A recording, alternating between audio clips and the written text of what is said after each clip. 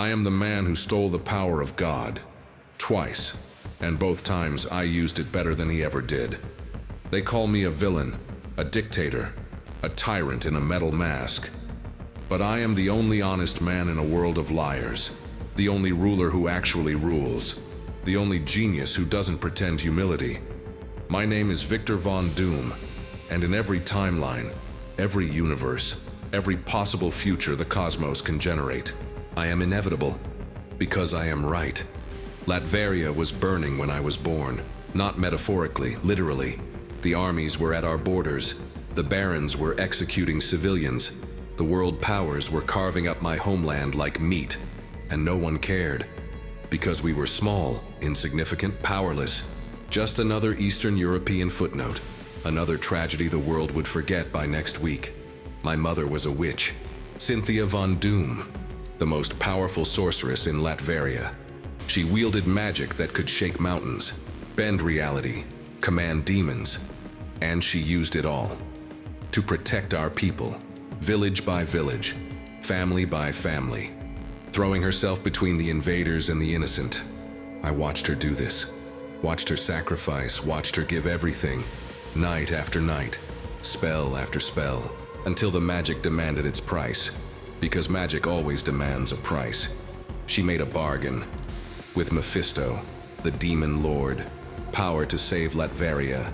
In exchange for her soul, she knew what it meant, knew she was damning herself, knew she'd spend eternity in torment, and she did it anyway.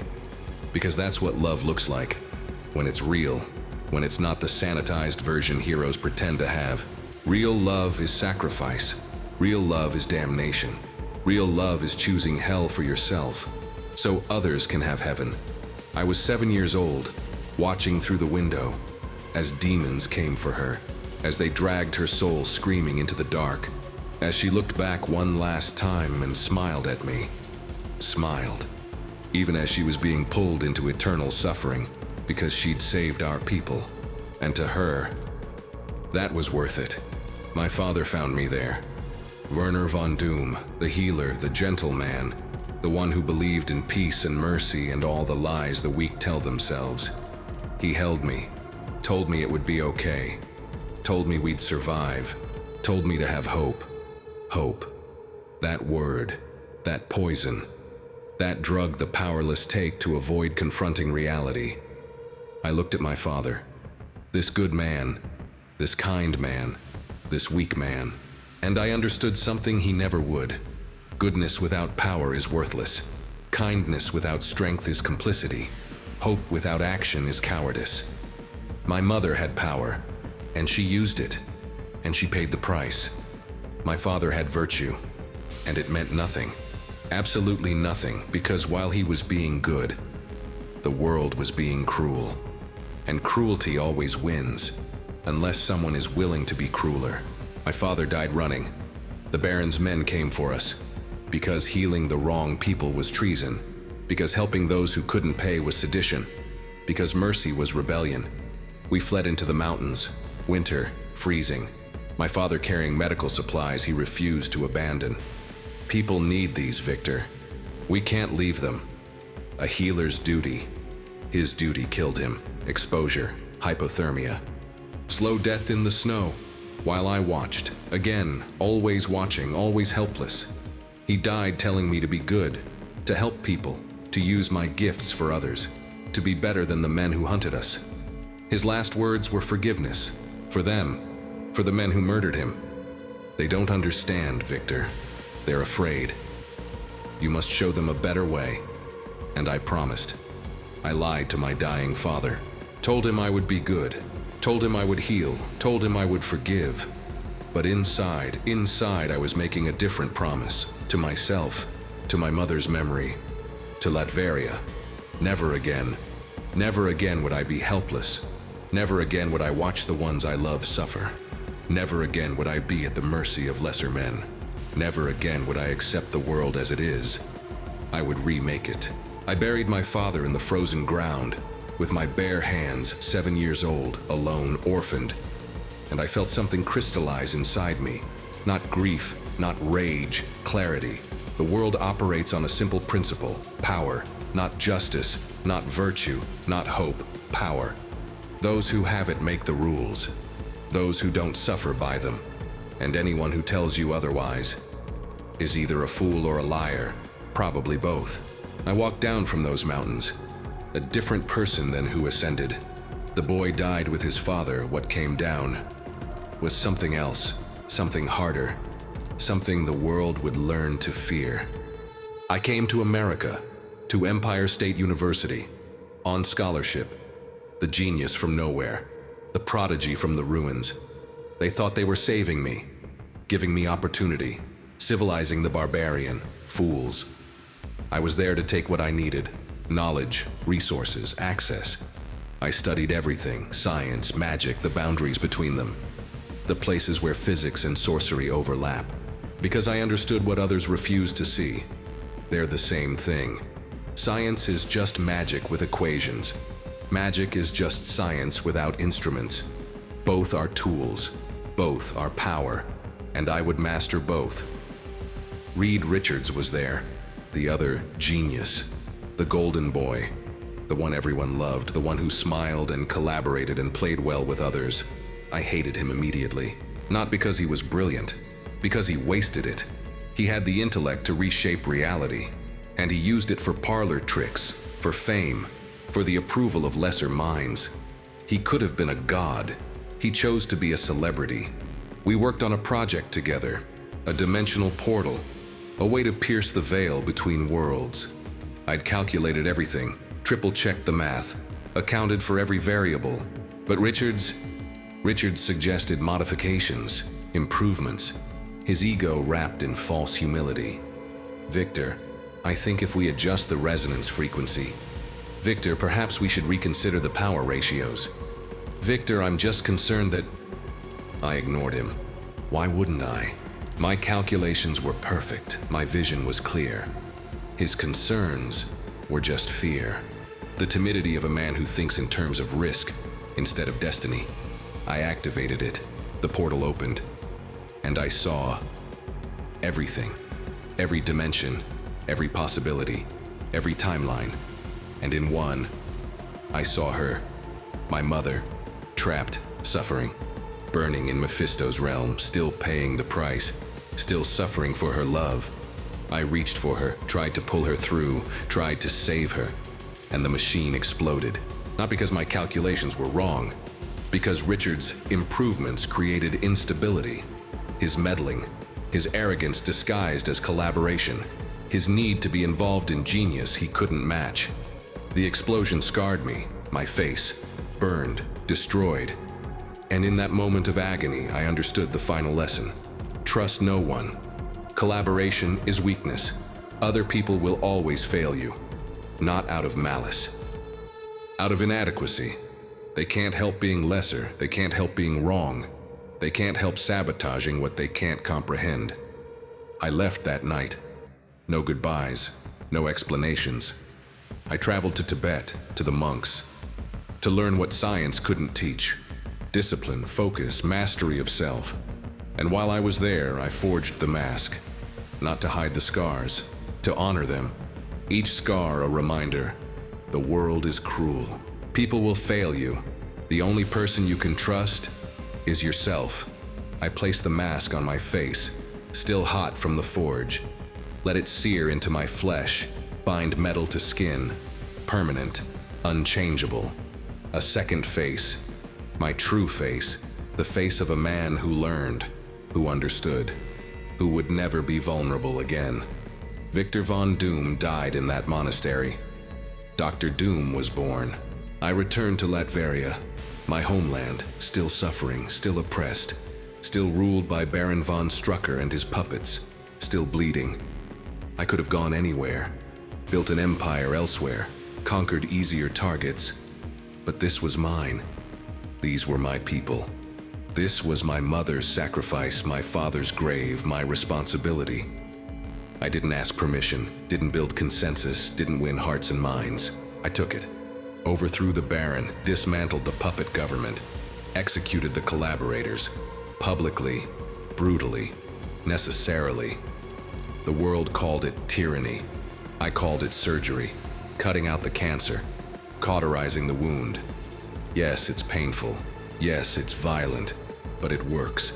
And working is all that matters. I rebuilt Latveria from nothing, from ruins, from despair, into a nation that works, where there is no crime, no poverty, no hunger, no suffering, because I will not allow it. Every citizen fed, every child educated, every need met, not through democracy, through competence, through absolute control, through refusing to tolerate inefficiency. I am a dictator. I admit this freely, but I am a dictator who delivers results. While democratic nations argue about solutions, my people have them. While free societies debate policy, my citizens live in security. While the heroes make speeches about liberty, Latveria thrives, and they hate me for it. Not because I'm cruel, because I'm proof. Proof that their system doesn't work. Proof that freedom without competence is chaos. Proof that sometimes people need a master who cares more than they need the illusion of choice. But there was a cost. There's always a cost. I saved Latveria, but I lost connection.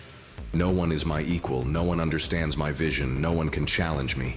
I sit on a throne, surrounded by subjects, served by servants, obeyed by everyone. And I am alone. Profoundly, absolutely alone. The price of perfection is isolation. The cost of being right is having no peers. The burden of supremacy is solitude. I could have been wrong, could have been flawed, could have been human. And then I'd have companionship. But I chose correctness, and correctness is a prison, just a more comfortable one. I looked into every future, every timeline, every possible permutation of reality. And in only one does humanity survive, the one where I rule. That vision came from the Panther God, Bast, when I traveled to Wakanda, when I fought T'Challa, when I touched the source of their power. I didn't just see one future, I saw all of them, millions, billions, infinite variations. And in all but one, humanity destroys itself. Through war, through hubris, through the very freedom the heroes cherish. Nuclear annihilation, climate collapse, AI singularity, cosmic threats they're too divided to face. Endless variations of the same theme. Humanity has the tools for greatness and the nature for self-destruction, and the combination is fatal. Except in one timeline, one single thread of possibility, where someone united them, forced cooperation, imposed order, removed the option of failure. That someone was me. Not Richards with his family, not Stark with his technology, not Rogers with his ideals. Me, the tyrant, the villain, the man in the mask. I was the only one willing to do what survival required. Remove choice, impose perfection, rule absolutely. That vision saved me, not from darkness, with darkness. Because it proved I wasn't wrong, wasn't mad, wasn't a monster. I was necessary, the hero they needed, even if they'd never call me that, especially because they'd never call me that. I've stolen godhood, multiple times. The Beyonder's power, the Purple Man's control, the Scarlet Witch's reality manipulation. I've held omnipotence in my hands, felt ultimate power, had the ability to reshape existence itself. And you know what I did? What any tyrant would do. What any villain does with absolute power. I fixed things. I eliminated hunger, ended war, cured disease, created paradise. Not my paradise. Theirs, the people's. I gave them everything they claimed to want: peace, prosperity, security, happiness, and they hated it. The heroes especially. They couldn't accept it, couldn't tolerate a world without conflict, couldn't live in a reality where the villain won, even if his victory meant their salvation. Richards led the rebellion. Of course he did. Can't have Doom succeeding. Can't have the tyrant proving that order works. Can't have the villain demonstrating that sometimes. Freedom is the problem, not the solution. They fought me, took back the power, restored reality, brought back the chaos, the war, the suffering, the natural order, and called it heroism. I didn't understand at first. Why they'd choose suffering over my perfection. Why they'd pick chaos over my order. Why they'd rather be free and miserable than controlled and content. Then I realized it's not about results, it's about ego. They need to believe they're choosing, even if their choices are terrible. They need to feel autonomous, even if autonomy leads to extinction. They need the illusion of agency, even if agency is what kills them. And I can't give them that, because I see too clearly, understand too completely, care too much to let them fail. So I became something else, not just a ruler, an architect, working behind the scenes, manipulating from the shadows, guiding humanity towards survival, whether they consent or not. Because consent from children is meaningless, and that's what they are, children, playing with nuclear fire. And I am the only adult in the room. Every confrontation with the Fantastic Four follows the same pattern. Richards arrives, lectures me about morality, pretends his chaos is superior to my order. We fight. He wins, barely, through luck, through friendship, through the narrative insisting the hero must triumph, but never through being right, never through superior vision, never through better outcomes, just through persistence. And I let him. Not because he beats me, because I allow it, because every defeat serves the larger plan. Every loss teaches me something. Every setback refines the approach. I'm not fighting battles, I'm conducting experiments, testing variables, gathering data, perfecting the formula. They think they're winning, they're participating in my research. Every hero who opposes me is just providing evidence for why heroes fail. Every victory they claim is just temporary disruption of inevitable order. Every time they save the day, they prove they don't understand the war. I'm not fighting for today, I'm fighting for forever. And forever requires patience, precision, perspective they'll never have. Because they're trapped in the now, in this moment, in this crisis. While I'm thinking centuries ahead, calculating generational outcomes, planning for futures their children's children will inherit. I am playing chess, they are playing checkers, and wondering why I'm not following the rules. You think I'm the villain of this story? You think the heroes were right to stop me? You think bringing everyone back was victory? Let me ask you something. What happens now? The population that was unsustainable is back. The resource depletion that was accelerating continues. The cosmic collapse I prevented resumes. You got your friends back, your family, your loved ones. And in doing so, you doomed their children, their grandchildren, every generation that comes after. Because the math didn't change, finite resources, infinite growth, inevitable collapse. I gave the universe a future. They gave it a present, and presents end. You celebrate the Avengers, call them heroes, build statues, tell stories, but what did they actually save? They saved today. I saved tomorrow. They prevented mourning. I prevented extinction. They chose feelings. I chose survival. And history will prove me right. Maybe not in your lifetime, maybe not for generations, but eventually, the universe will face what I faced on Titan, and there will be no infinity stones, no magic solution, just mathematics and collapse. And when that happens, when your children's children are starving, when your civilization is falling, when you finally understand what I understood, you'll remember Thanos. Not as a villain, as a prophet, someone who saw clearly, who acted decisively, who loved you enough to do what you couldn't. I don't expect gratitude.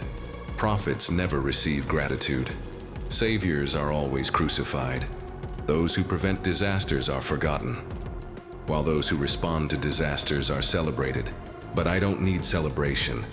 I don't need understanding. I don't need anything from you. I just need you to survive. Even if you hate me for it, even if my name becomes a curse, even if history erases every true thing about me, as long as you survive, the work was worth it. I am Dr. Victor Von Doom, Sorcerer Supreme, King of Latveria, God Emperor of Battleworld. the man who held omnipotence and used it well. I have stood where gods stand, wielded what gods wield, done what gods cannot, improved on what gods built, and I did it without being chosen, without being blessed, without being special. I was an orphan from a dying nation, scarred by others' incompetence, masked by necessity, forged by suffering. And I became this, not through destiny, through will, not through power given, through power taken, not through being the chosen one, through choosing myself. Every hero has an origin story, bitten by a spider, bombarded with radiation, gifted by gods, accidents, luck, fate. Not me. I built myself, piece by piece, spell by spell, equation by equation. I chose supremacy, and I achieved it, through work, through sacrifice, through refusing to accept limitation. Richards got his powers from cosmic rays. Stark inherited wealth and genius. Strange was taught by ancient mystics. Thor was born a god. All of them. Given. I took. And that's what they can't forgive. Not that I'm powerful, that I made myself powerful. Not that I rule, that I deserve to rule. Not that I'm right. That I'm right and they know it. Deep down. In the parts of themselves they hide from, they know that Doom's Latveria works. That Doom's methods succeed. That Doom's vision is correct. They know, and they hate me for it. Because accepting that means accepting their own inadequacy. Accepting that freedom failed. Accepting that the villain was the hero all along. And they'd rather die than accept that. So they fight, and they'll keep fighting, and they'll keep winning, and the world will keep suffering. And I'll keep waiting, because I have something they don't. Time. I'm immortal through science, eternal through magic, preserved through will. I can wait centuries, millennia, forever, for them to realize what I knew all along, that the world needs Doom, that humanity requires a master, that survival demands a tyrant who cares. And when they finally come to me, broken, desperate, begging for salvation, I will save them. Not because they deserve it, but because I do. Because I am better than them, better than their heroes, better than their gods, better than fate itself. I looked into every future, saw every possibility, witnessed every outcome, and in the one where humanity survives, where the species transcends, where we become what we were meant to be, I am the one who leads them, not through love, through necessity, not through inspiration, through domination, not through hope, through certainty. I am the future, inevitable as entropy, unavoidable as gravity, absolute as mathematics. You can deny me today, reject me tomorrow, fight me for centuries, but eventually, you will kneel, not because I forced you, because you finally understood that Doom was right. Doom was always right, and Doom is forever. All shall love me and despair. No, all shall love me or despair. The choice was always an illusion. There is only Doom. There has only ever been Doom. There will only ever be Doom. For I am not a man. I am an inevitability, wrapped in metal, crowned in genius, forged in suffering and perfected through will. I am Doom, and all futures lead to me.